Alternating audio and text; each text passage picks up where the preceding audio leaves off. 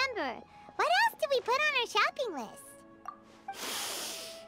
Oh, what a mouth-watering smell. Paimon would know the aroma of biryani anywhere.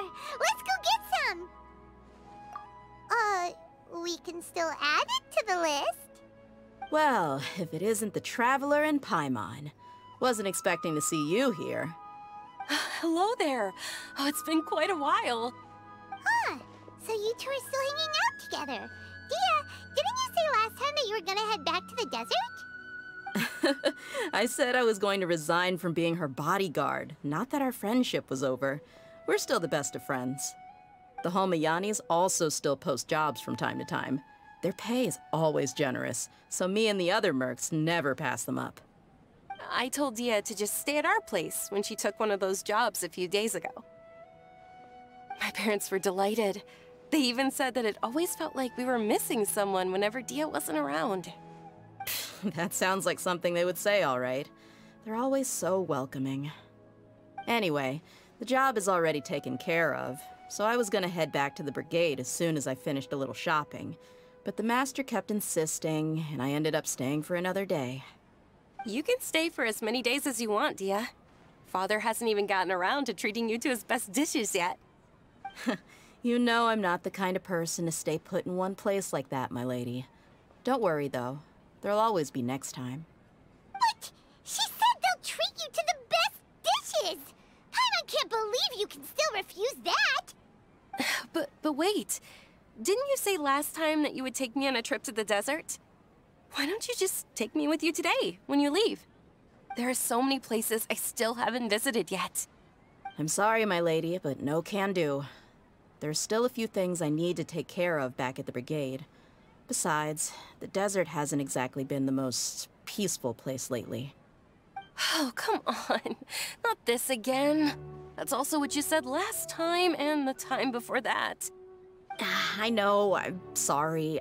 Just give me some more time, and I promise I'll plan the best trip ever for you.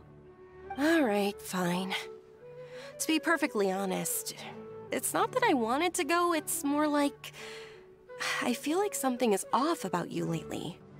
Ever since you first set foot on the estate a few days ago, you've been acting anxious and even paranoid. Have you been delaying our trip because you've run into some kind of trouble? Nah, are you kidding? You're worrying too much. Would you swear on that? Friends shouldn't lie to each other, you know. I wouldn't pry any further if you're willing to swear on what you just said. But if something really is bothering you, then just tell me. You know I'll help you however I can. Oh, looks like Dunyarzad was onto something. You're too perceptive, my lady. Seems I can't hide anything from you. I just thought that nothing good could come out of telling you about the messy happenings of mercenaries. Knowing too much only leads to more trouble. Mercenary life is a dog-eat-dog world where Mora reigns supreme. Everything operates on a completely different set of rules. That doesn't change anything about what I just said, though.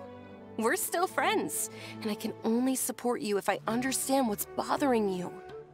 My lady, you're not gonna stop until you drag it out of me, are ya? All right, I'll share what I know. Let's go somewhere else first. This isn't exactly the best place for a discussion. Okay, let's talk here. Just try not to draw any extra attention. As you may already know, the Eremites have both a lot of mercenaries and a complex organizational structure. Many mercs are no different than me, just going around looking for jobs to earn some mora. My brigade is called the Blazing Beasts. We're not a large group, but every member is loyal and brave. However, not all Eremite brigades are like mine. Some are willing to cross all kinds of lines for the sake of mora. The most notorious is a faction known as Deshret's Relics. Deshret's Relics? Judging from the name, they must really look up to... Yep, you got it. I've heard that you've already crossed paths with Ain al-Akmar. They're one of the groups under the Relic's banner. Oh, you mean the group that tried to sell us the Divine Knowledge Capsule? Yeah, they weren't friendly at all. Deshret's Relics is composed of many smaller brigades like Ain al-Ahmar. The Relic's headquarters issues orders to all brigades under his control. On any other day, I would want nothing to do with them. Unfortunately, though, the brigade that's stirring up trouble now is none other than Dehya al-Ahmar. Dakan? I think it means beard or something. Believe me, it's a really stupid name. I found it insufferable for years. Anyway, the real issue is that Dehya al-Ahmar is led by my father, Kusela.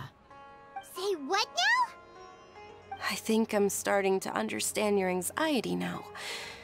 But what did they do? I won't go into details, my lady, but they've been involved in a lot of violent incidents. We're talking hundreds. Hundreds? Yep. The scenes tend to be quite gruesome, too. They strip the victims of all their valuables before murdering them. Not only have they targeted merchant caravans and ordinary citizens, but other mercenary brigades as well. That's beyond terrible. They won't even spare their own kind. I don't know how Deshret's Relic sees it. All I do know is that Dehya al-Ahmar has become more and more aggressive over the last few years. If I don't do something about them, then even my brigade or the people of Aru village could become their next target. I just wish I knew what's driven him to do this. Yeah. How can your father do such terrible things? I don't know. People change. He's always been pretty pathetic. But at least in the past, there were still a few lines that he wouldn't cross. That's setting the bar pretty low. I mean, if he was even remotely decent, then why would I have to leave the brigade and cut all ties with him? He was loud and foolish, with no real sense of purpose. Instead of doing anything useful, he spent most of his time drinking and chasing after women. Of course, the other brigade members were just like him. Their ruckus would go on night after night. Sounds like a nightmare. What about your mother? Did she ever step in to stop them? Unfortunately, I never knew my mother. I'm sorry, Dehya. I didn't know. It's all right, my lady. That's pretty common in mercenary circles. Didn't I mention that my father was chasing after women? I was the result of one of those encounters with some random person. He told me that he wasn't sure who my mother was. And in any case, she never came to see me. He'd say, "You'll be fine as long as you remember to stick with Dad."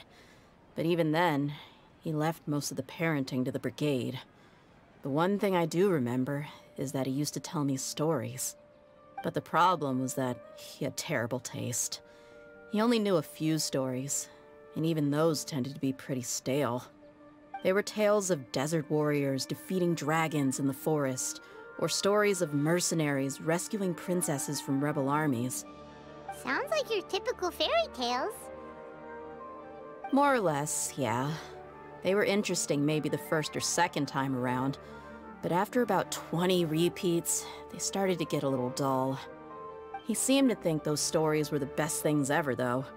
He was so into them that he'd call the whole brigade over and make them perform the whole thing as a play. Even the toys he gave me would all be story props. I'd get helmets, shields, and toy swords. It was only much later when I realized that the shows were more for him than they ever were for me. What an interesting guy. Yeah, I've always found him pretty childish. But that was something I could just shrug off. I had no reason to despise him. Until I grew up and learned the true face of Deshret's Relics for myself. Looting, blackmail, violence, and fraud. They not only accepted such heinous acts, they would even openly boast about them. No one in the brigade was any kind of hero. Instead, my father and his cronies were more like the bad guys that needed to be taken down. Did they really think that as long as they didn't do any of that stuff right in front of me, I would never know? I think I can understand your feelings. The difference between perception and reality must have hit hard. Yeah, but don't worry, my lady. It's all water under the bridge to me now. I had a huge argument with my father and left that place behind for good. I'm not investigating them due to any bitter feelings I still have towards my father. I just want to protect those that are close to me. Yeah, I told the boys to gather as much information as they could. Most of the reports concern violent incidents, but there's also some talk of smuggling. I see. But isn't this investigation incredibly dangerous? It is, but every mercenary lives life on the edge. It's a lifestyle that I enjoy. That may be true, but it'll be impossible for those who care about you not to worry. Well, now you get why I didn't want to share any of this with you. What should we do? They both have valid concerns. Huh? But there's no need for you to get caught up in this mess, too. Well, she's super tough, so if she went into the desert with you, then Paimon bets the problem will be solved in no time. I'm inclined to agree. I'd feel a lot more at ease if you took her along to help. I'll wait for news from you in the city until then. Please, stay safe. I'm honored that you care so much for me, my lady. All right, then let's get moving. Our first stop will be Caravan Rebot, where we can catch up a bit with my fellow mercs.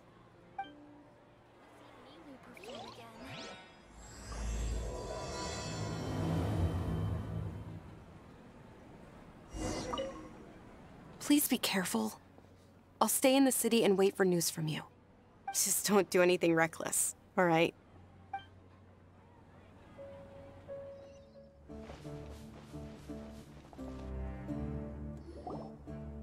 Hey, Dehya, you're back. Are these two friends of yours? Likewise. There's no need to be so formal with us. We're a pretty casual crew. Anyway, since we've got a newcomer, let me fill you in on what the Khan al-Ahmar's been up to lately. They've become extremely aggressive. Apparently, even their own now have become acceptable targets. They even attack other relics brigades, just the same as any other mercenary brigade. Even the most ferocious beasts still protect their own. But it sounds like they've thrown that straight to the wind. That's right. Once they've collected enough loot off the other mercenaries, they sell it off to a different brigade, or turn to merchants on the black market. A portion of their profits is immediately exchanged for more food and weaponry to be used in their next violent operation. That's terrible! Yeah, and it really makes you wonder why they're so desperate for Mora. A few days ago, Isham and I trailed them for a while, and even disguised ourselves as merchants to conduct trade with them. We were able to learn a few things from the exchange.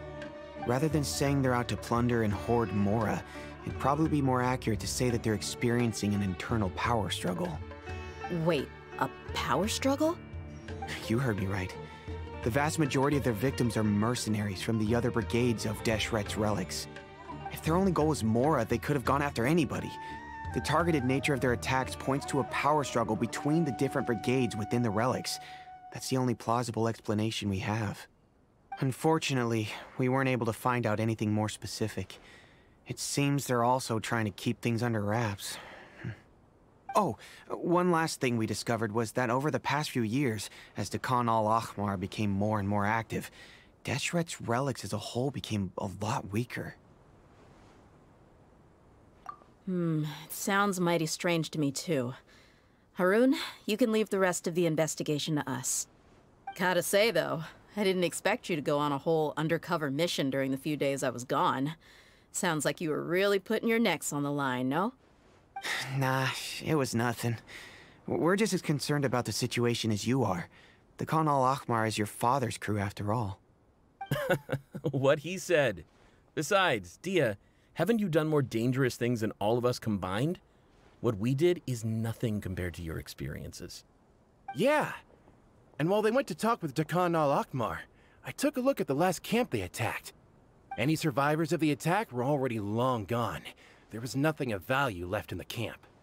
Ah, Hisham and Khalaf. You're here too. We rushed over as soon as we saw you come into Caravan Rebot. Although this new friend of yours looks a little green behind the ears, I'm sensing a special vibe from her. Now that we know you'll have a capable partner with you, we can also rest easy. feel anything special? Oh, you're also planning to tag along with them? Of course! Paimon is the traveler's most important guide. Wherever she goes, Paimon will follow. Oh. In that case, then you'd better take care of her too, Dehya.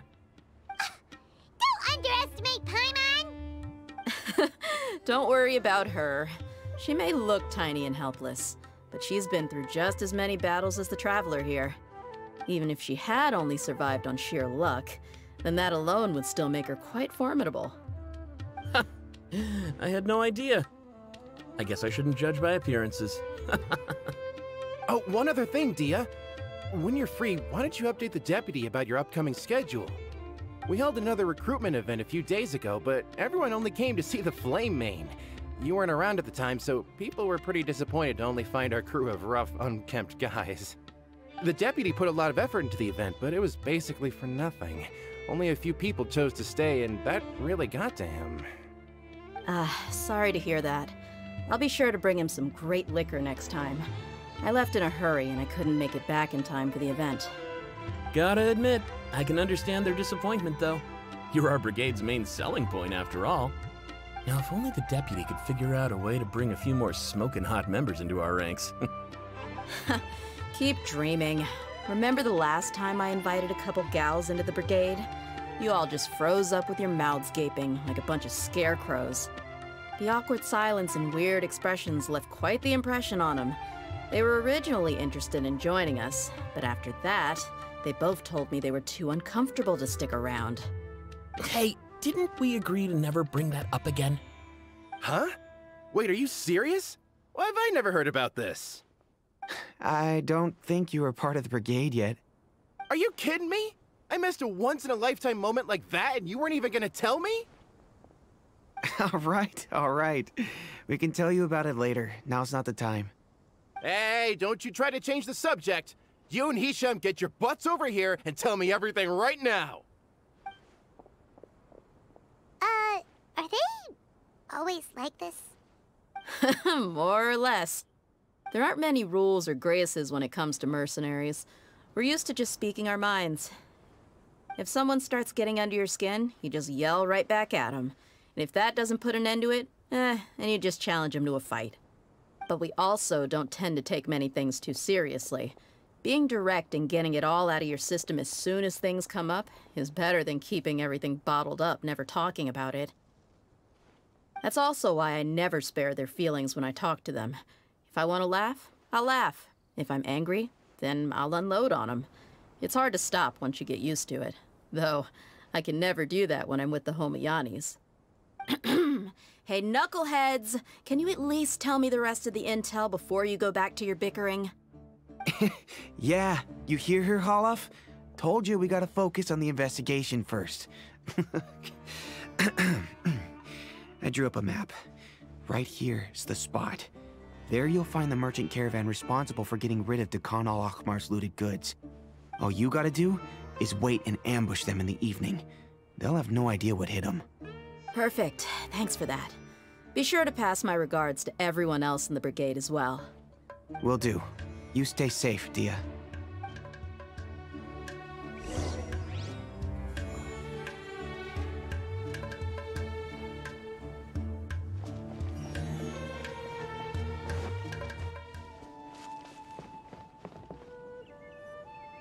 This should be the place. Let's find a spot to hide and bide our time. It's gonna come down to a fight one way or another, so let's all be careful. No need to worry. She knows her way around a fight. I'm not worried about that. What I meant is that we probably shouldn't go too hard on the enemy. After all, we still need to get information out of them.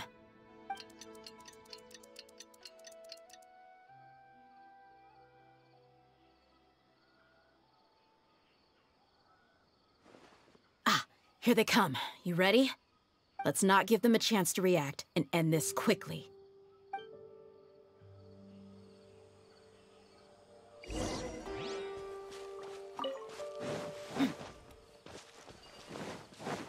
That's close enough. Look alive! Busted.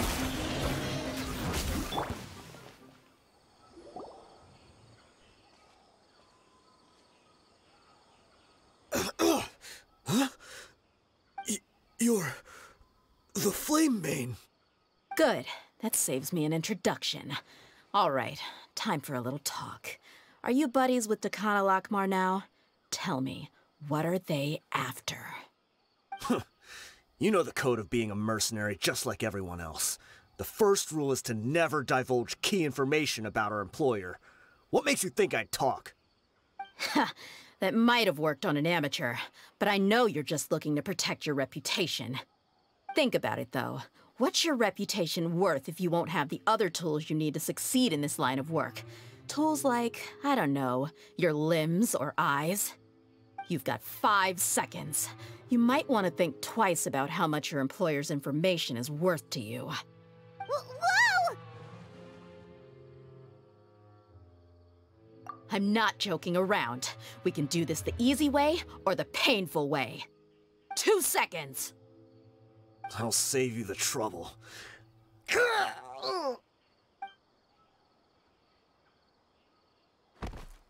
Huh? Are you crazy? He tried to bite off his own tongue.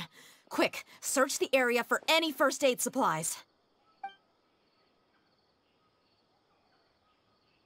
I definitely didn't expect him to go that far. Thankfully, the wound wasn't too deep, and he just passed out from the pain. But why would he be so extreme? I just wanted to test his mettle. You can get a lot of mercenaries to talk just by threatening them. I didn't expect him to be willing to go through so much pain just to deny us some intel. Well, he's out cold for now. We could wait for him to wake up, but maybe it's not a good idea to interrogate him any further. What should we do? Yeah, don't worry about it. It'll be a waste of time to interrogate him again after that. He might just hurt himself again if we start asking. There are lots of goods around here. Let's search the area. Maybe we'll be able to find something. I'm really sorry.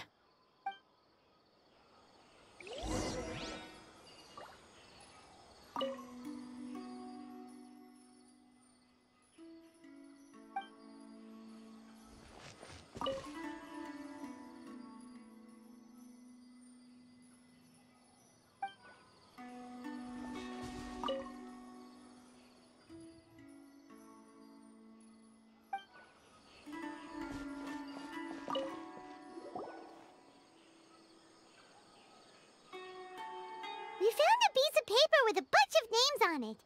Maybe it's a record of something. Let me take a look. If this really is a merchant caravan, they should have a record of their transactions. Yep. I see an entry for Dakana Lakmar right here. Kusela, Idrisi, Bashar, and Takriti.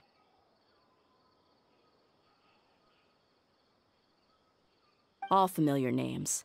Dakana Lakmar has been trading for a hefty supply of food, weapons, and medicine. It seems that in the past, they used to receive some canned knowledge as well. This caravan is just one link in their logistics chain. Once in the rainforest, the caravan will exchange the looted goods for Mora, and the funds will then be passed to a specific person. That person will then pack the caravan full of necessary goods, which will then be brought right back to Dakana Lakmar. Wait, why is there no Mora value recorded for the final transaction? No value? Yeah, every transaction before the last one was marked with an exact amount of Mora, but the final one, where they paid for everything to be brought back to the desert, was simply marked as delivered. Perhaps, but they couldn't have known how much they would make off selling the loot. Do they not care about profit margins at all? Anyway, the next part's the records of the goods themselves. There are a lot of entries. Everything was probably sourced from the rainforest. Huh? What's wrong? Shazamon Homayani? Homayani? You mean Dunyarzad's family? Could it just be another family with the same last name? I'd be surprised to find someone with the exact same first and last name. Shazamon Homayani is Dunyarzad's father, and the head of the Homayani family. Just what the heck is going on here? I'm sorry, you're right. I'll consider what we found and not jump to conclusions just yet. But what this piece of paper confirms is that the Homayani family has been providing goods to Dekhan al-Akmar. What if the Homayanis have been kept in the dark and don't know they've been trading with Dekhan al-Akmar? That's a possibility, but if that was the case, why is this caravan specifically named Shahzaman as their person of contact? They could have just as easily bought goods such as food and medicine directly from Caravan Ribat or Port Ormos. Yeah, funding violence and looting. The brigade gets the goods, and he is paid the proceeds from the sale of the loot. But why would he do something like this? It's not like the Homayanis are in need of money. I honestly have no idea. I've been to their estate many times, and I've never noticed anything suspicious. The only potentially large expenditure I could think of would be the treatment costs for Dunyarzad's Elazar. Maybe they borrowed a lot of Mora in the past? But that's still just a speculation. I don't think the Master would stoop so low to make Mora. You're probably right. I know my lady's personality, and she wouldn't deliberately keep something like this from us. But what should we do now? All we found is just another mystery.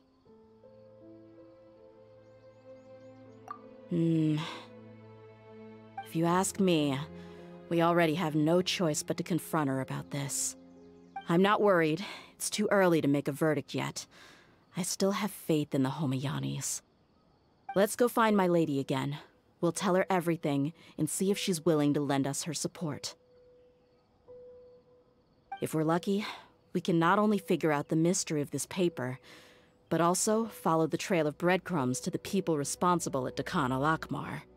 Dehya, are you sure this is the best decision? What if instead of getting the help we need, we just end up revealing everything we've discovered to the enemy? I've considered that possibility, but even still, I want to tell her what we found. I think I owe her that much. True friendship is built on trust. She showed genuine concern for me when we first brought up the topic. I can't repay her kindness with doubt and suspicion. That's not how I deal with people. You're right. Paimon wants to trust Dunyarzad too. Yeah. Let's pay another visit to Sumeru City.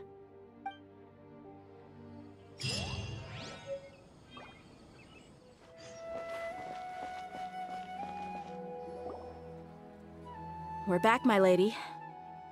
Oh, you're back a lot sooner than I expected. You mustn't have run into any trouble then. Well, how did it go? What did you come up with? Actually, we're still investigating. It's just that we've discovered something strange. I see. The clues you found have led you back here, in the city? Something like that. Yeah. You all look a little dispirited. Whatever you found must not have been very encouraging after all. Why don't you discuss it with me? Maybe I'll be able to say something to cheer you up? It's okay, my lady. It's not so much about me being upset with my father or anything like that.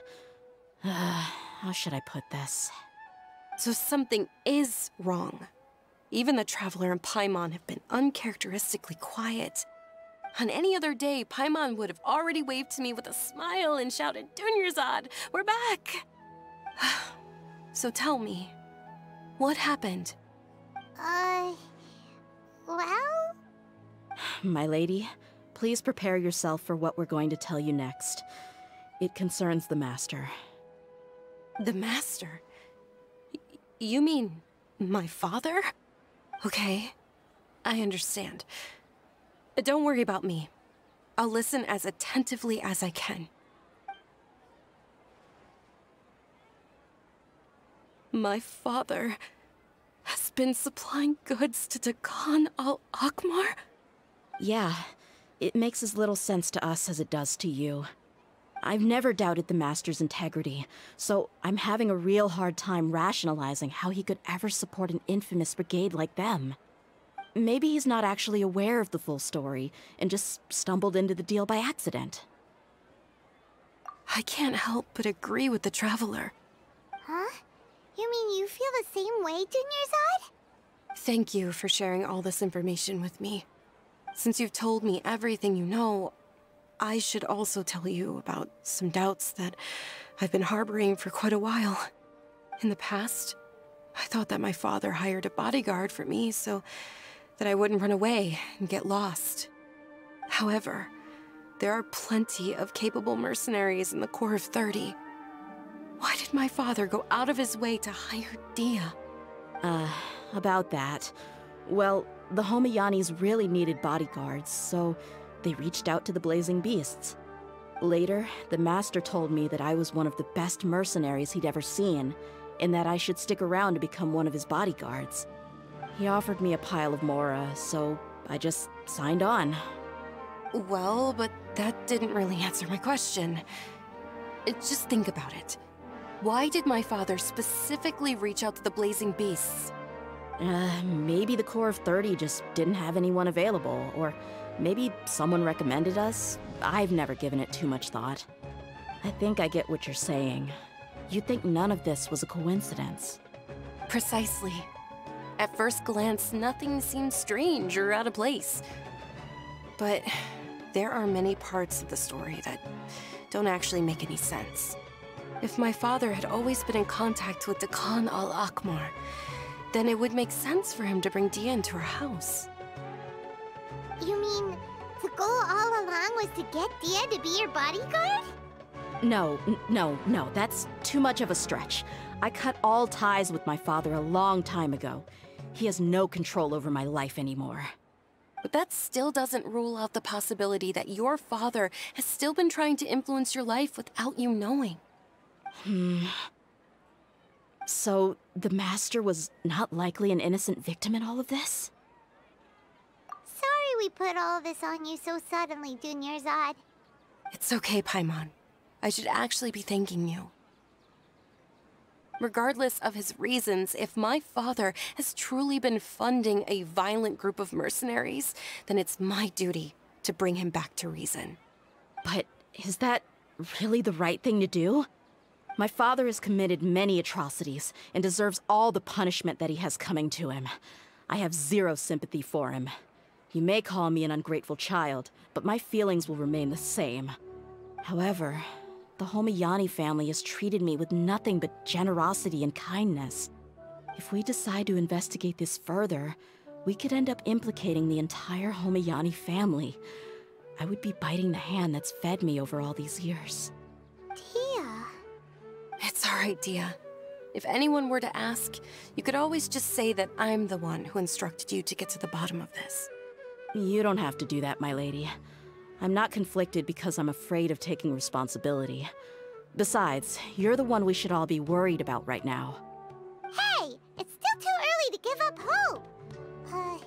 What was the thing about friendship again? Right, yeah, trust! You said that yourself, Dehya. Besides, there's no point on getting all riled up before we've confirmed all the facts. Thank you, everyone. That makes a lot of sense. I guess I should always remember the trust that I've placed in people. In which case, my lady, could you ask the Master to come out and have a chat with us? Sure thing.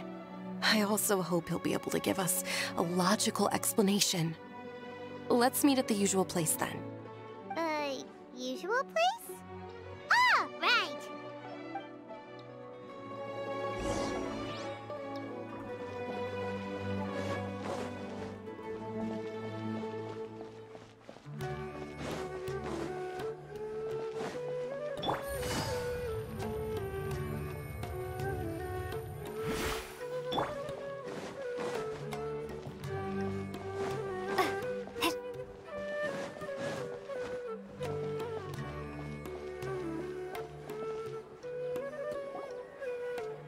Thank you for coming, sir. Please allow me to introduce these two. This is the Traveler, and next to her is her travel companion, Paimon. Ah, yes. My daughter has mentioned them from time to time. It's a privilege to finally meet them in person. But we may skip all the pleasantries for now. What is the important matter you wish to discuss with me today? Well, we wanted to bring this transaction record to your attention. There's something on this record that we're all pretty curious about. So, that's what you found? Huh. Seems like I can't keep everything from you much longer. If you wouldn't mind, we'd like an explanation. Well, it's a long and difficult story. And to be perfectly honest, I'm not sure if I'm doing the right thing. What I do know, though, Dehya, is that the truth will bring you no solace.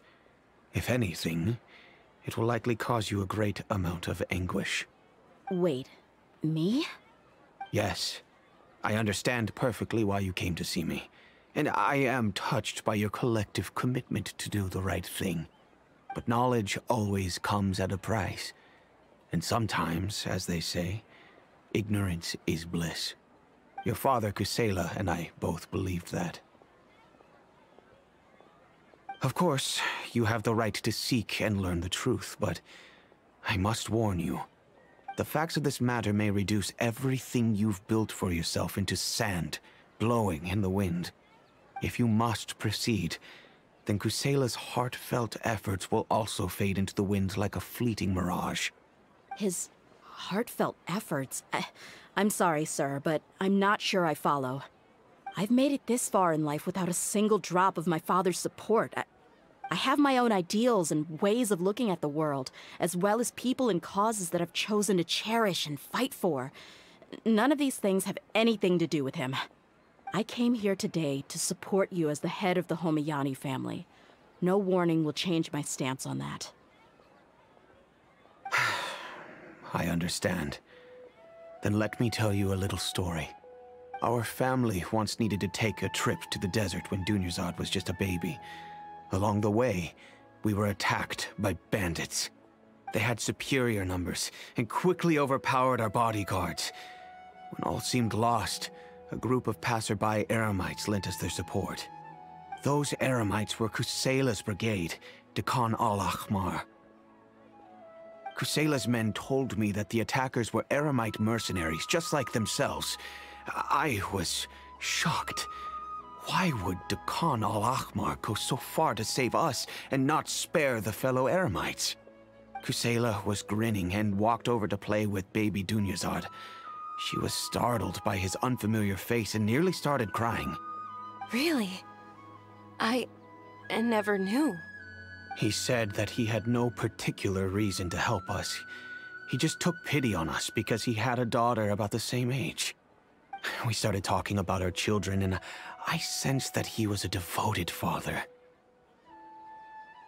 To repay his kindness, I hired his brigade to help out at our estate for a time, and offered everyone generous remuneration. So, that's what happened. It was many years before I saw him again. I almost didn't recognize him the next time he came knocking on my door. The man I knew to be strong and healthy had been reduced to a shell of himself. He couldn't even walk anymore without his cane. So, what happened to him? He was perfectly fine when I left the brigade. I'm not too sure myself. The only thing that didn't change was his cheery disposition. He said there was absolutely nothing to worry about and that he had gotten into a fight. That was all. He then suddenly asked me if Dunyarzad, now that she had grown, would need a bodyguard of her own. At the time, Dunyarzad was going through a particularly severe bout of her Elazar. There was no need for her to have a bodyguard when she could barely leave the house. But he kept coming back to the topic. Come on, it never hurts to be safe. How do you know a bodyguard won't come in handy one day? I was completely lost at first, until he recommended the Blazing Beasts, and in particular, a mercenary named Dehya. So he was the one who recommended Dehya to you. Indeed. He didn't say it out loud, but it was clear that he saw Deshret's relics as an evil group who would eventually corrupt every member in their ranks. He was already beyond redemption, but he hoped that he would be able to detach his daughter from the vicious world of mercenary life. If Dehya could stay in my house and keep working as a bodyguard, then gradually her affinity for the desert would decrease, and she'd be able to leave her previous life behind. And that's why you offered her such generous compensation? Yes, but not just because of that. From the moment that he asked me for that favor, I also began to see Dehya as my own daughter. And that's also why I tried to persuade you to stay when you asked for permission to leave. I was willing to spend however much it took. Kusela saved my daughter and I all those years ago in the desert. I could never refuse him entrusting his daughter to me. He was always like that, acting like he's oh so smart and self-righteous. Kusela said that he'd reimburse me for a portion of Dehya's fees. I refused to take any mora from him, but he'd always sent me funds anyway. Eventually, I just accepted them as a token of his gratitude. And that went on for a while until I received another letter from him a few years ago. The letter contained a request to help him buy food, weapons, medicine, and even explosive materials. Wait! Isn't that around the time that Dekhan al-Akhmar started becoming more aggressive? That's right. When I started to hear some nasty rumors, I became wary. I wanted to meet him face to face to discuss things. But by then, he was no longer receptive to my requests to talk. If I had to guess, it's probably because he doesn't want to put Dehya at risk. That thought occurred to me as well. I figured that he probably came to me for help because he had nobody else to turn to. After some deliberation, I decided to send him some food and medicine. I turned down all his requests for explosives and weaponry. I am aware that even such a reduced gesture of support could lead to others coming to harm, but I could not simply reject his plea for help. In the end, it probably was the wrong decision. I plugged my ears to the rumors and just chose a solution that made me feel least guilty about myself. If you can, please tell me where he is now. None of the things he's doing right now make any sense if he's just trying to keep me from getting tangled up in his world. If all he wants to do is steer clear of me, then maybe he shouldn't have brought me into this world in the first place. Oh no. Dehya, please don't feel that way. I'm just angry because I can't wrap my head around any of his actions.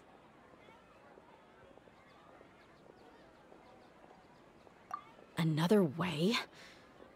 I don't know. I knew him, and he was nothing more than a childish brute. I can't understand what's going through his head. But I guess you do have a point.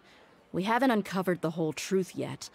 We still need to figure out his exact actions and reasoning for these last few years. I'll do my best to help.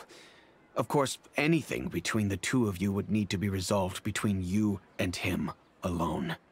I don't know Kusela's exact whereabouts. Outside of supplying his brigade with some goods, I tried my best to avoid getting involved any further with him.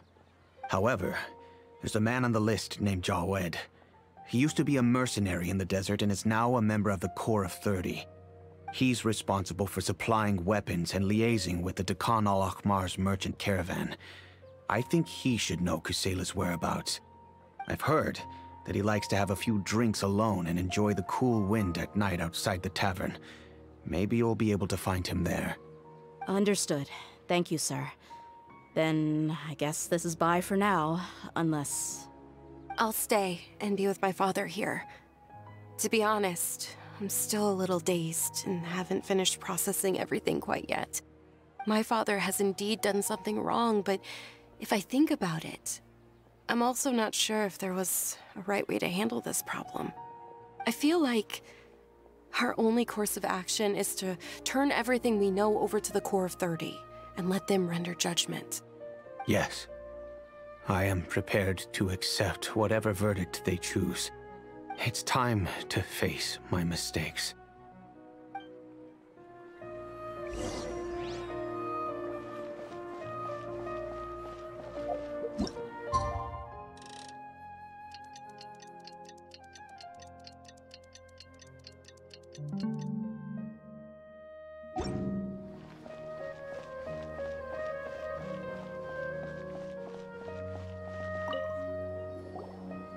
Huh?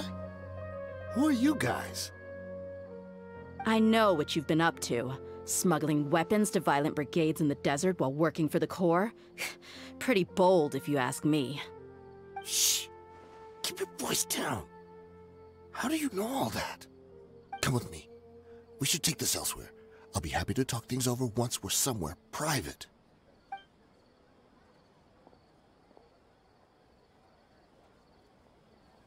This place should do. All right. Back to my question. How did you all know about me? Don't worry about that for now. You know what kind of punishment you'll face once we report you to the Corps, I assume. Wait. There's no need to jump the gun. Let's talk this out. What are your terms?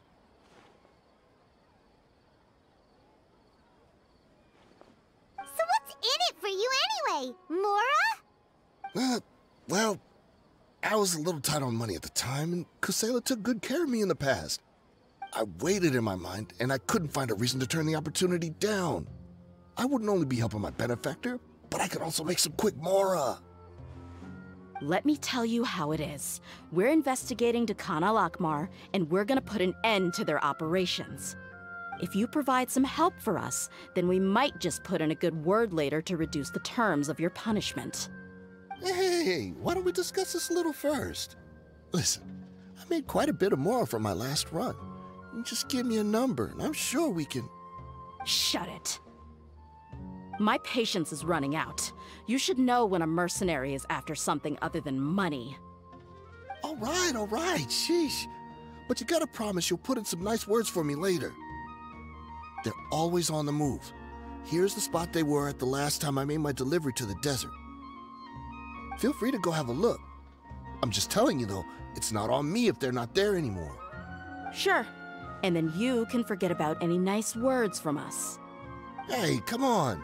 Now you're just being unreasonable. Really? And how do I know you're not leading us straight into a trap? Don't forget, you're the one with no bargaining chips. All right, I get it. Why don't you go take a look, and if they're not there anymore, I'll try to figure out something else for y'all. Now that's more like it. Let's move. And as for you, try to stick around the city until we get back. You don't want us to call the folks from the Corps and have them drag you back to the city.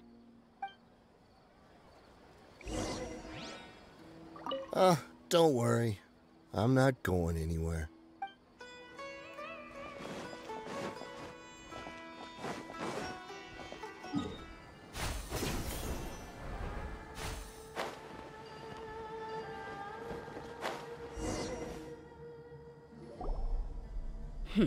Seems like we're in luck. That should be their camp right up ahead. Let's go. We'll finally get to the bottom of this ourselves. I'm here to see Kusela. Tell him to get out here. Dehya, why are you here? Come on, Silva. You, Blade, you're up! Scatter! Haven't you all done enough? Oh, so you also need to stop us. Stay out of this. It's got nothing to do with you. I'm down. Quietly now.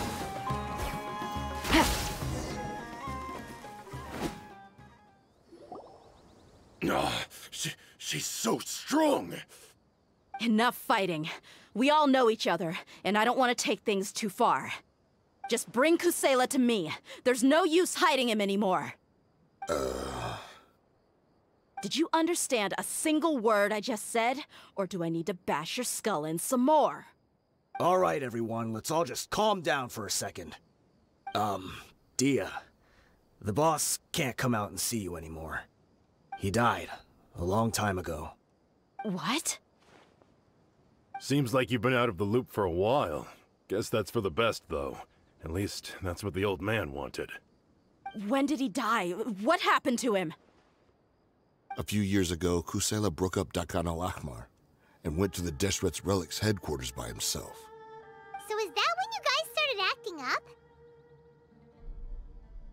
We would prefer to call it taking revenge.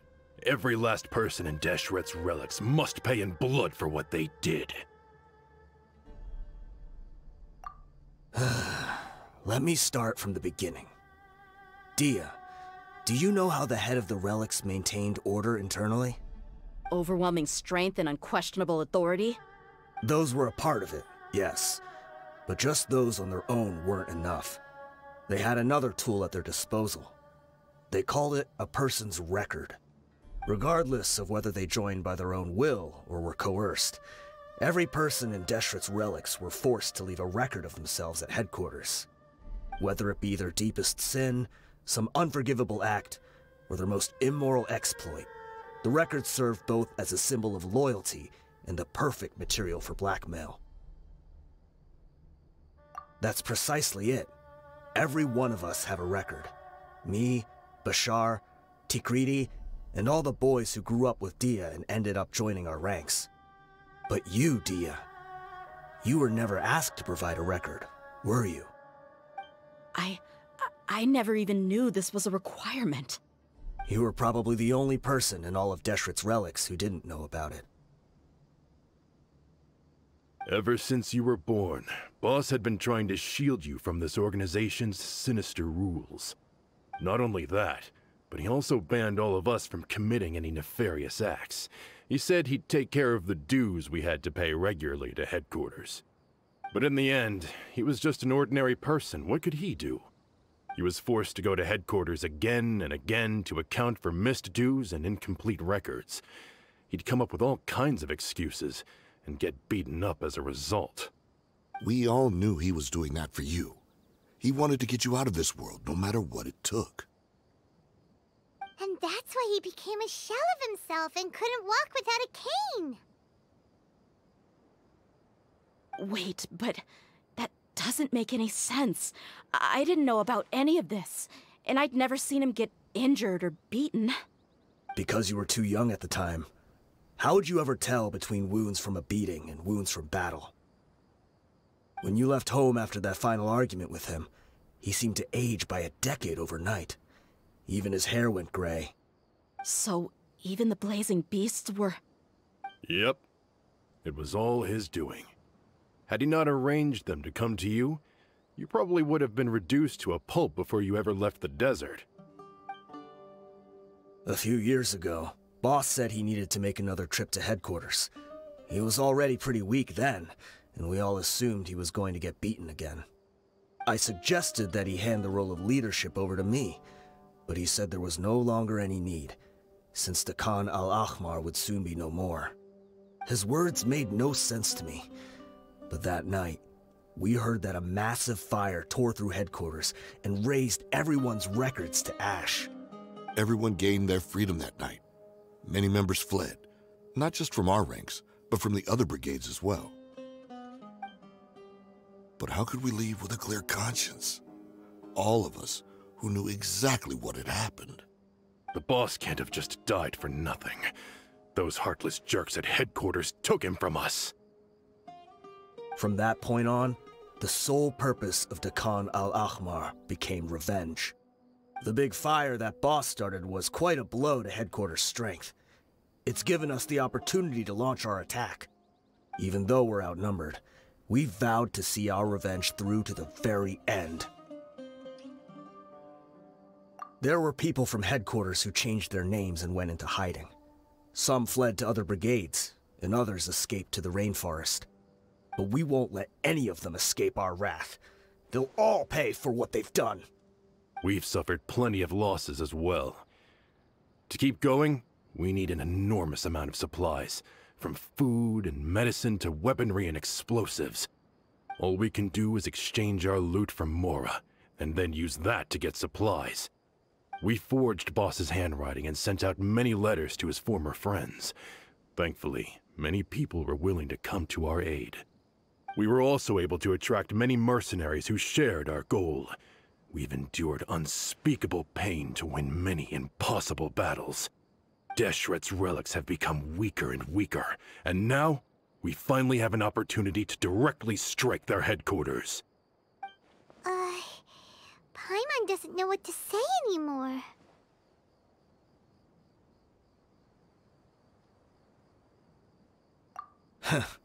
We do know right from wrong, but we were sinners from the very beginning. We do not deserve the freedom that the boss won for us with his life. Boss always loved his old-fashioned hero stories. Those tales about sacrificing yourself to save the world. We used to always laugh at him for it. But in the end, he really went and lived those stories out himself. As for me, I never considered myself a hero. We're all the lowest of the low. We have no right to even imagine such an existence. But maybe those hero stories he liked foreshadowed everything that was to come. The spirit of the hero touched all those he had saved, and more people joined his cause. Maybe we were all just acting along with the play in the beginning. But as we acted the parts and recited the lines, we were drawn in. And now, we want to see the story through to the end. I'm sorry, Dehya. I know you always found us insufferable ever since you were young. Just think of this as a madman ranting. I'll go with you. Huh? Dehya? You wanna go with them? I grew up with these guys, and I know they're not bad people. It's just that some situations get so bad that it's difficult to tell good from evil. All I know is that Deshret's relics must be destroyed. Furthermore, I want to go see the place for myself. I want to know if my father is still there. I know you don't want to get involved in this, so there's no need for you to tag along. I can do this on my own. Yeah, Paimon feels like we'd only regret it if we don't see this through to the end. Thank you. We'll be a lot stronger together with you. I bet Boss would lose his mind if he ever knew you'd join us at the very last moment like this. Considering all the losses and injuries we sustained, we can't afford to turn down someone as powerful as you. He can think whatever he wants. But the fact is, I owe him this much.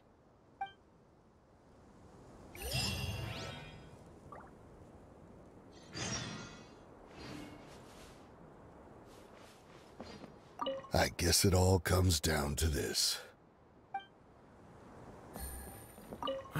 What a bummer. I just had to get injured now, right before the final fight. Be sure to punch one of them for me, huh?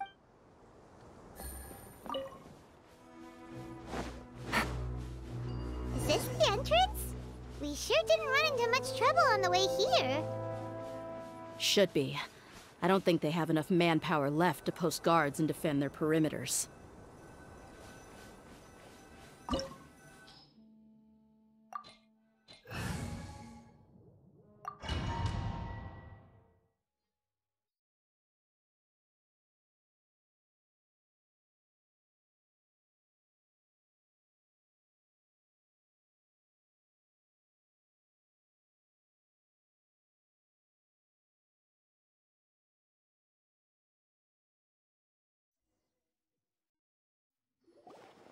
Wow.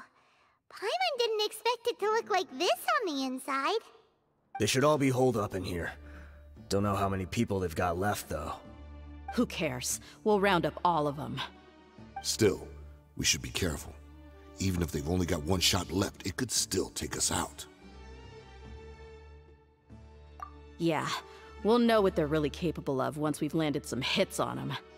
Deshret's relics may have been a force to be reckoned with before, but their name means nothing now. Yeah, they don't stand a chance with you here. I'll take the lead. I've been here once before.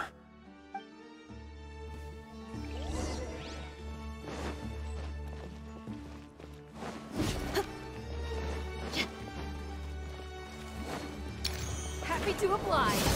You are not welcome. Busted.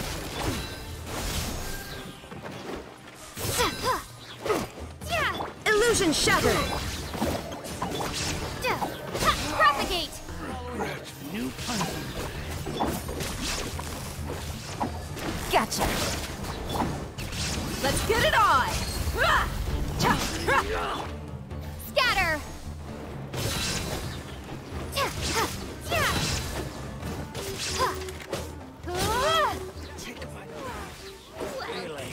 today. Shine down! Stay put! Busted! Buckle up! I'm getting sick of this. Gotcha! There is no escape!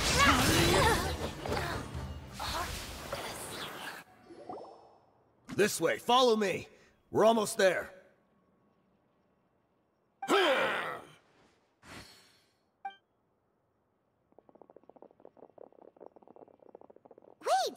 They went charging ahead without checking for any traps! Hey, you guys okay? It seems like we just got trapped in here. Don't think we triggered anything else. Watch out, the enemy's coming from ahead.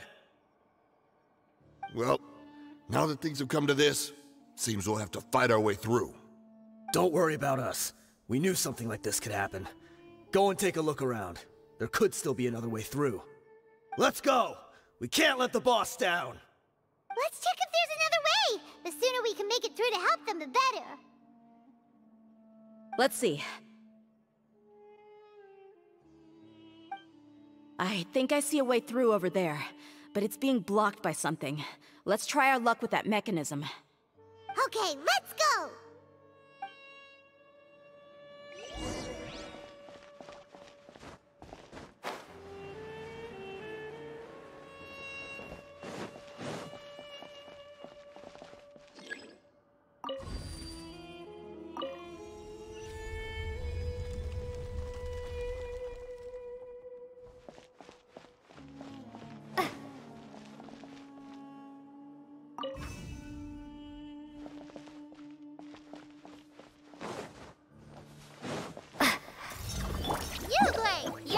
Quietly now.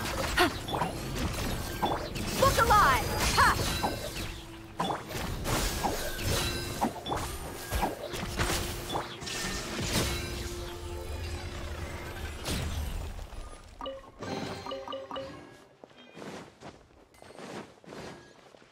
Another mechanism like the one before, but this one's being blocked off in the middle.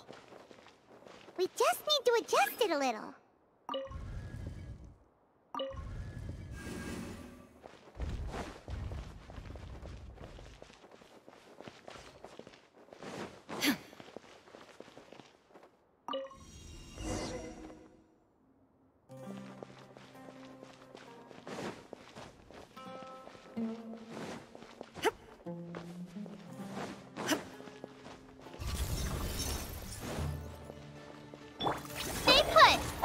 Here comes the catch. Busted. Ha! Germinate! Ha!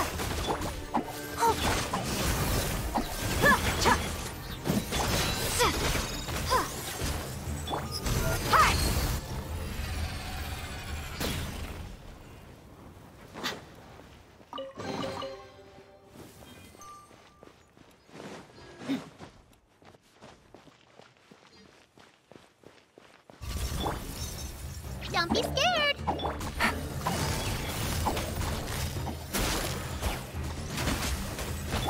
Go get him, Uruguay!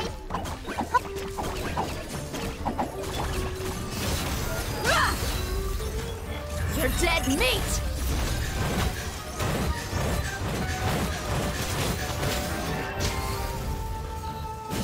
Illusion shattered!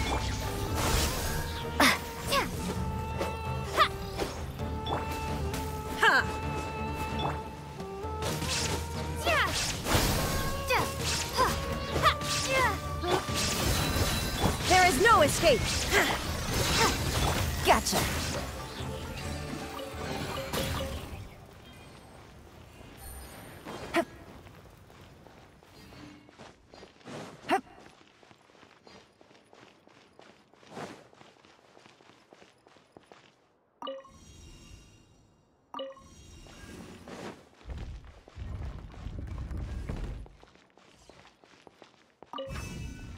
Take it easy.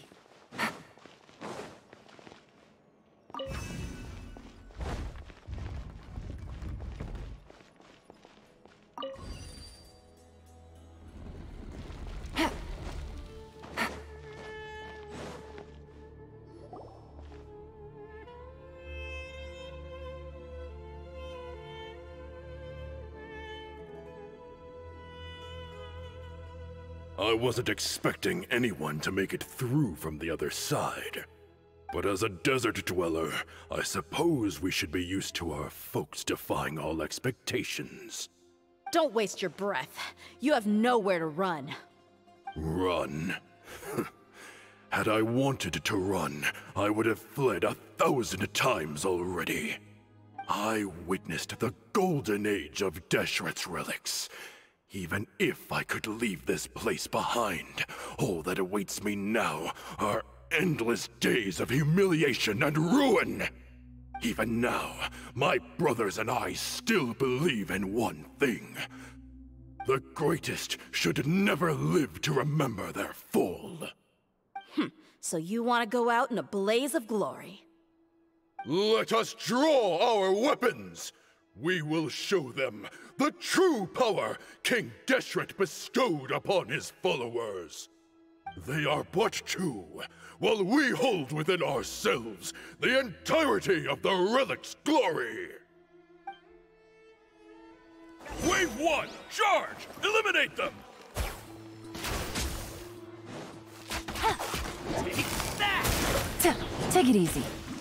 Scatter! Shine down! Buckle up! Hi! Take that! Stay put! Quietly now. Don't think that you've won. We're just getting started.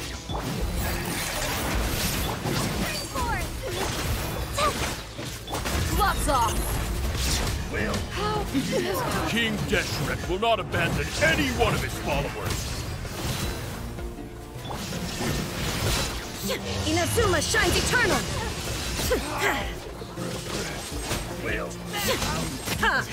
Brothers! This is where we'll prove our faith.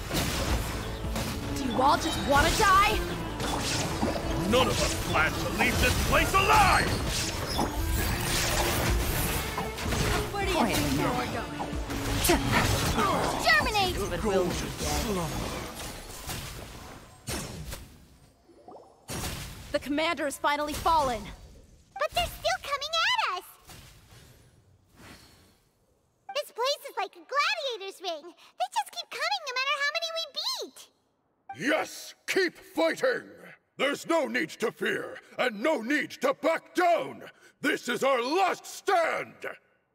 When the next wave comes, try to draw away their attacks. I'm going to see if I can take out that high platform.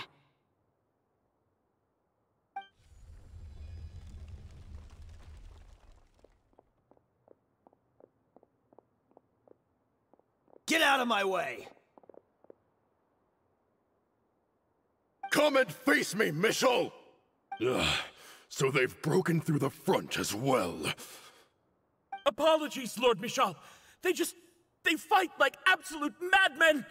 No matter how much we throw at them, they just keep coming for more!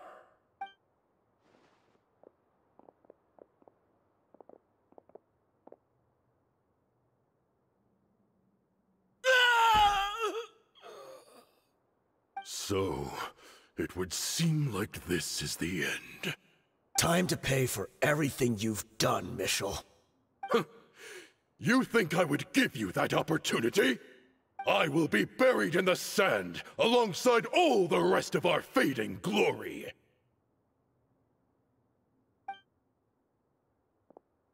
Hey, wait!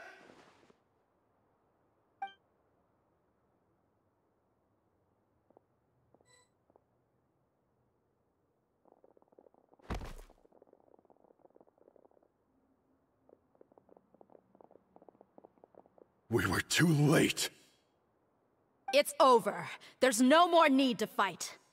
But if you're still going to cling on to your so-called mercenary's pride, then I'll give you all a good beating as well.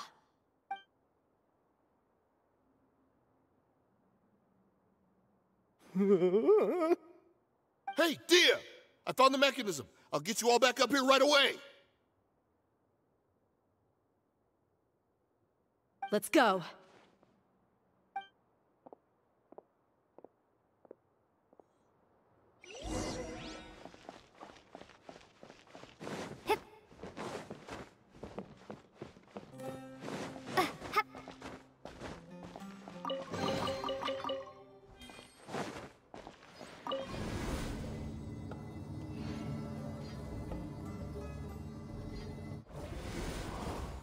Who are you filthy rats? And why are you always pestering us?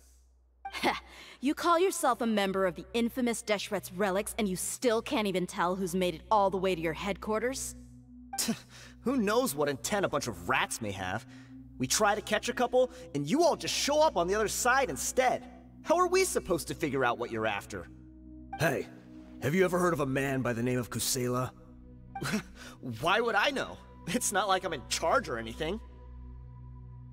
This is your last chance to talk.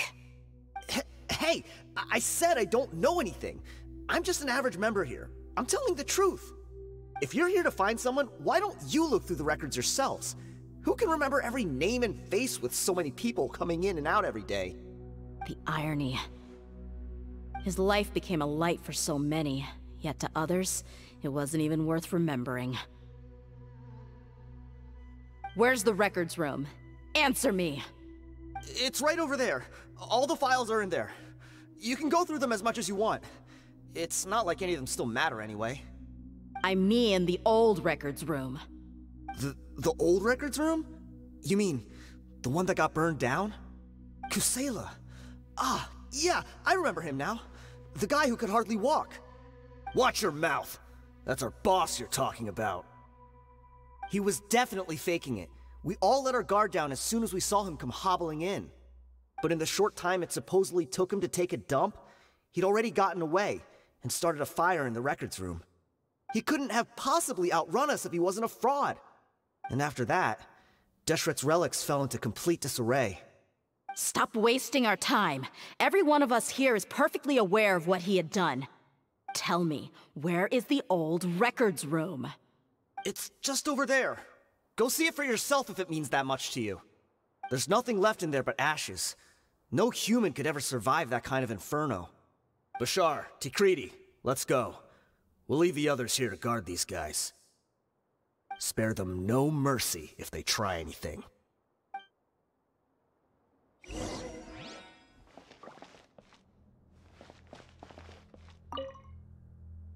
I've already told you everything I know. Can't you just leave me alone?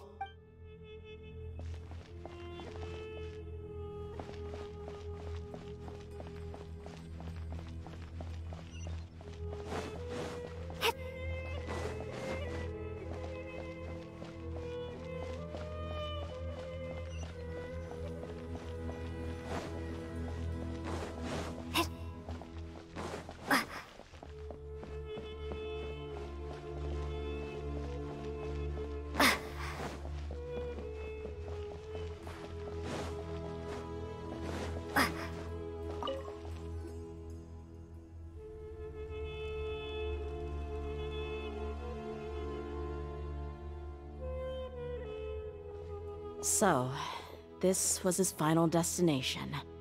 How did he do it? Getting past all the guards with a limp and sneaking in here to start a fire? If he was nimble enough to do that, then he must have been able to get out of here after starting the fire, right? Dehya. I'm sorry. I know it's just wishful thinking. Let's look around. Maybe we can find something that's been left behind.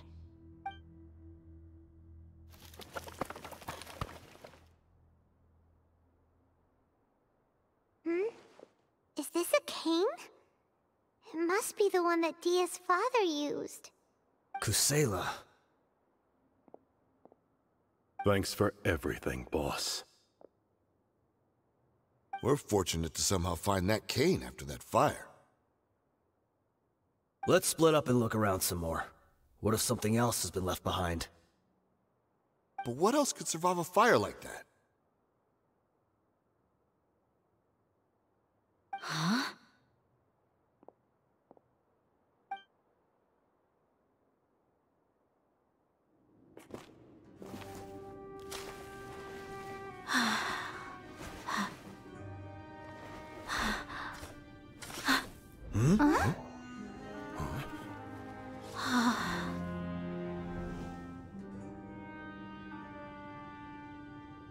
Thought so. Wait! Isn't that the toy sword you played with as a child?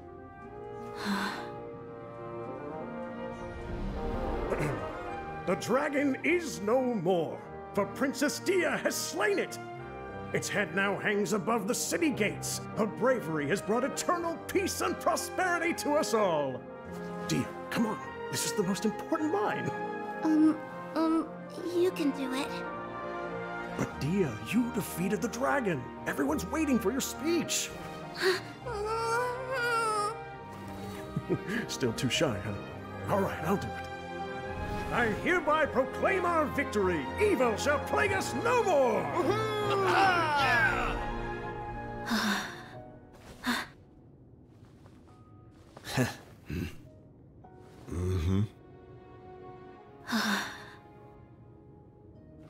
I hereby proclaim our victory. Evil shall plague us no more, Dad.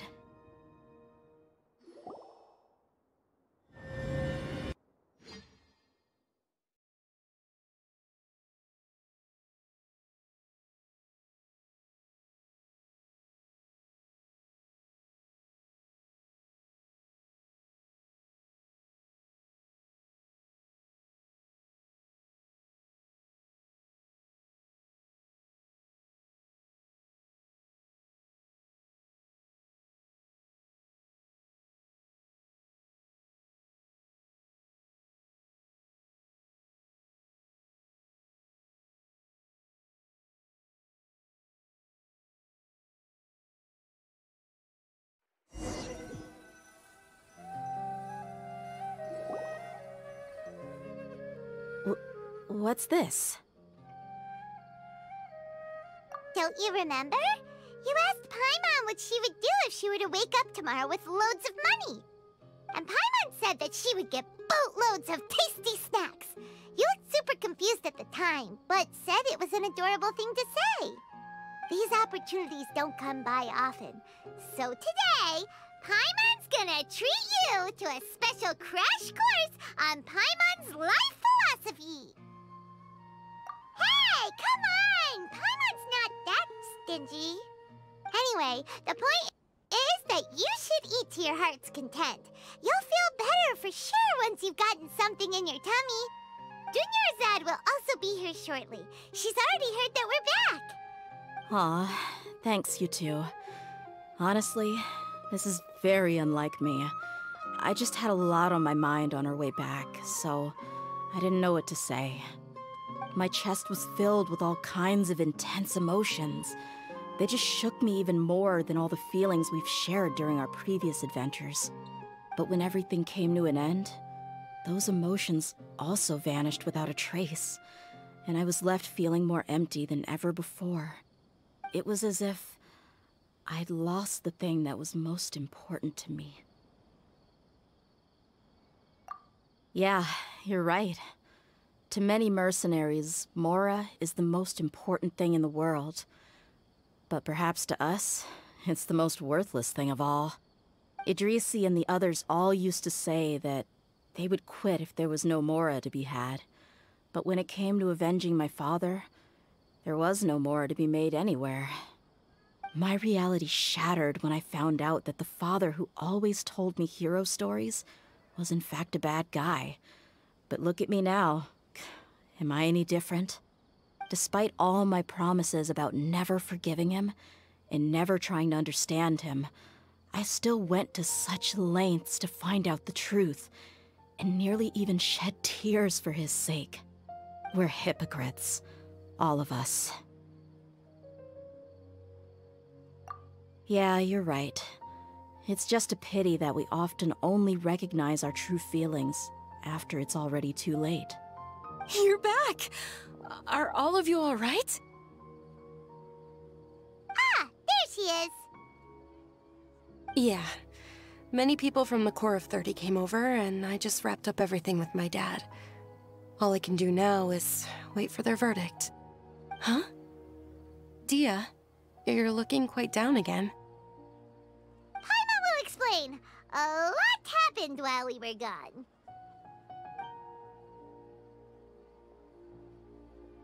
I'm sorry. I really should have controlled my emotions better. I just... It's all right, my lady. You were hurt by all of this as well. truth be told, I'm starting to feel a little guilty watching you cry like this. But Dehya, your pain must be even worse. You shouldn't need to comfort me. Hey, don't worry about me. If anything, this whole thing has finally shown me the difference between illusion and reality. My father probably thought that people could settle into new lives as long as they moved to a new environment. That thought has even crossed my mind a few times. It's like saying, what's wrong with adapting to a new life?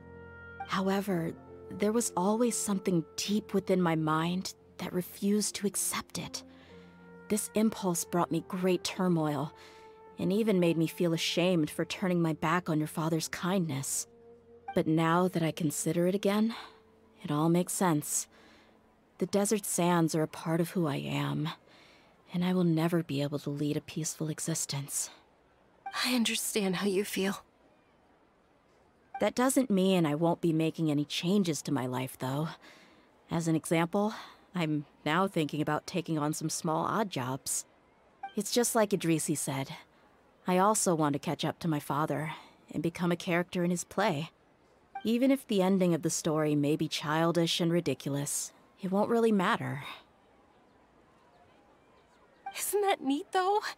Oh, you'll be a whole new kind of mercenary, one that's not out for Mora. Why don't we go for a change of scenery once we finish eating? What about stopping by the Grand Bazaar again? Right. You said you wanted to get a rug for your family.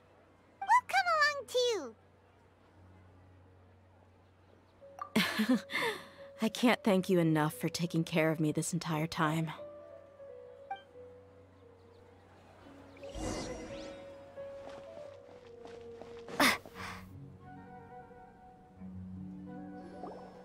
Oh, this rug here is quite something.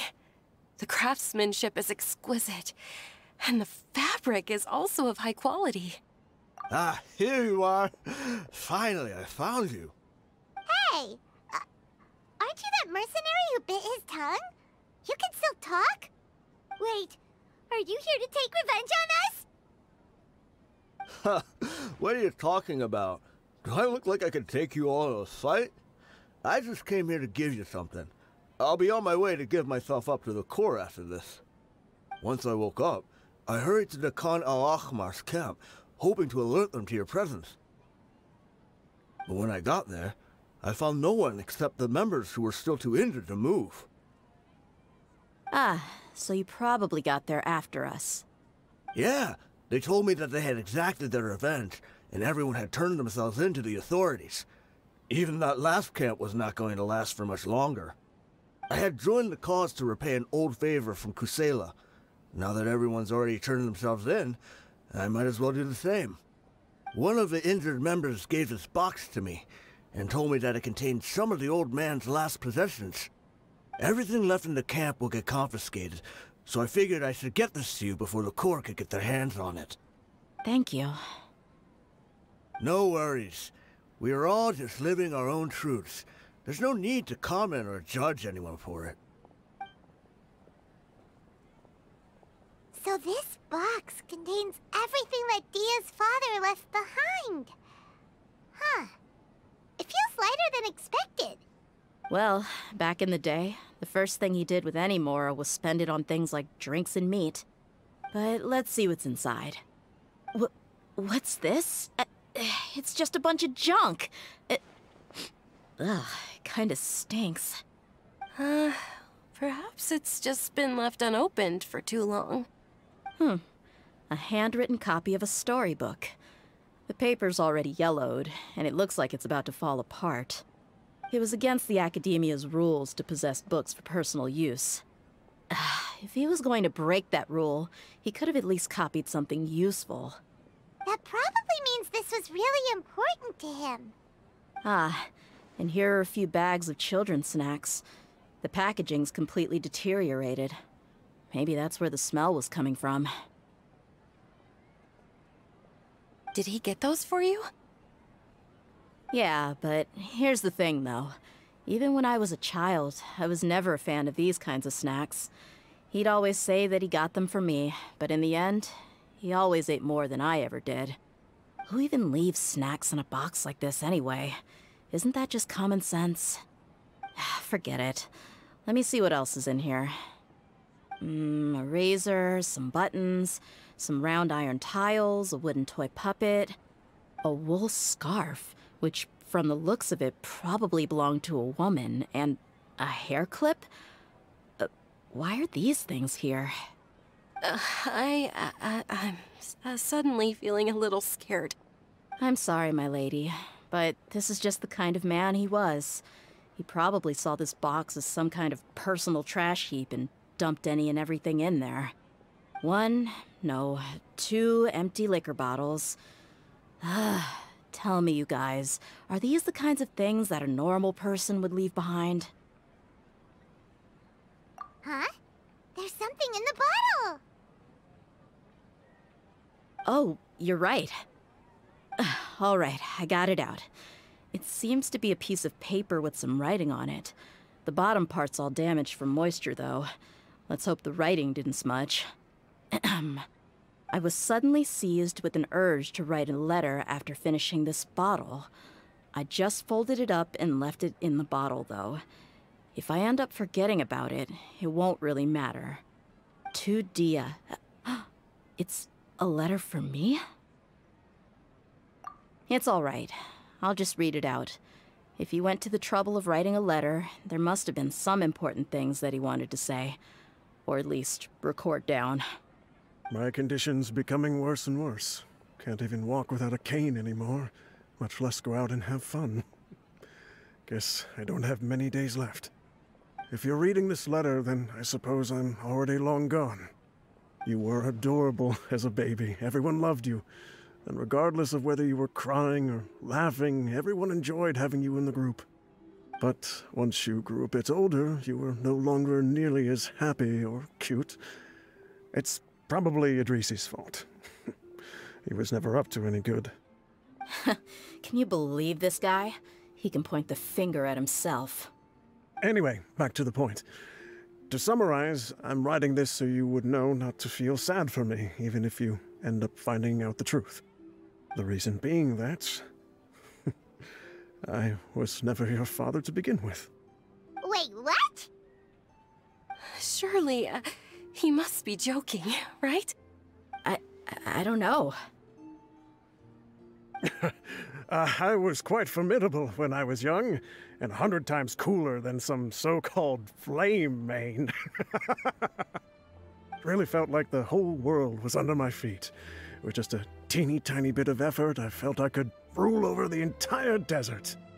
But as fate would have it, I went out into the desert for a drink one day and discovered a baby in the sands. It was you. You were just lying there, small and helpless. You were so tiny that if the wind blew for just a little while longer, you would have been buried forever. But your cries were so loud they made my head hurt. Now that I think of it, you really were a bundle of energy. Sounds like he's serious. I told Idrisi and the others that I had slipped up with a woman while out and about. None of them even doubted me. I'm sorry that I had to lie to them for so long, but I really had no other choice. I was their most esteemed leader, after all. It's not like I could just tell them that I suddenly wanted to play at being a father. At this rate, I'll puke up all the liquor I just drank from this bottle. Anyway, Dehya, you possess the kind of freedom and kindness that we could only dream of. As far as how you should live your life, that'll be up to you to decide. That's the end of the letter. In the end, he was still thinking of me as a little child. I suppose, or I would have suffocated under the sand a long time ago. He was a good father to you. The fact that he wasn't a blood relative doesn't change that. Yeah. It's just a pity that we had to learn the truth of everything like this. Do you already have some ideas about the decision that he wanted you to make? I do. If he first found me alone in the sands, then I want to try my hand at finding the person who abandoned me. I just have one wish. To tell them a story. That there once existed a childish and foolish jerk with a heart of gold. And that only under his care was I able to grow and mature into the person I am today. If you end up finding any leads, can you share them with us? We go on adventures all the time. Maybe we'll be able to find some information for you. Sure, I appreciate it. I wasn't expecting you to be so enthusiastic. I'll help too. Thank you. All of you. Thank you so much. My life has certainly had its twists and turns, but I've always considered myself lucky. Because no matter where I've gone, I've always been surrounded by incredible kindness.